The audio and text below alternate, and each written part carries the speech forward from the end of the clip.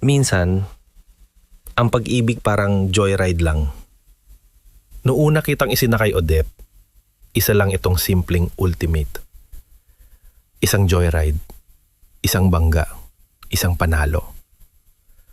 Pero habang tumatagal, parang ayoko nang matapos ang biyahe. Sa bawat pag-ikot ng gulong, naririnig ko ang tawa mo sa gitna ng laban. Kahit hinahabol ng mga kalaban, pakiramdam ko tayo ang pinakaligtas sa buong mapa. Habang magkasama tayo, ang Land of Dawn parang mas maliit. Ikaw ang musika, ako ang sasakyan, at ang bawat laban parang adventure.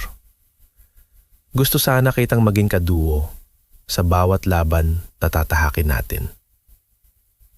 Hanggang sa isang araw, may dumating. Tahimik, elegant, mapanganib. Si Lancelot.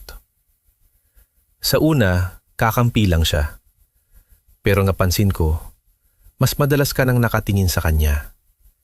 Mas madalas ka nang naiwan sa likod ko. At mas madalas, ako na lang ang mag-isa sa kalsada. Dati sabay tayong bumabangga sa clash. Ngayon, siya na ang kasabay mo. Dati ako ang nagdadala sa'yo sa laban. Ngayon siya na ang nagdadala ng ngiti mo. Hindi ako nagreklamo. Hindi ako nagselos.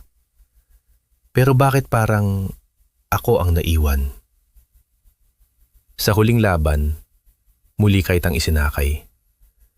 Tahimik ang biyahe. Isang bangga, isang panalo.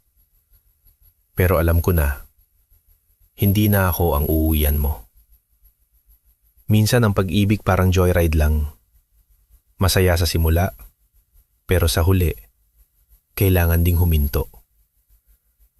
At sa pagkakataong ito, magkaiba na ang ating destinasyon.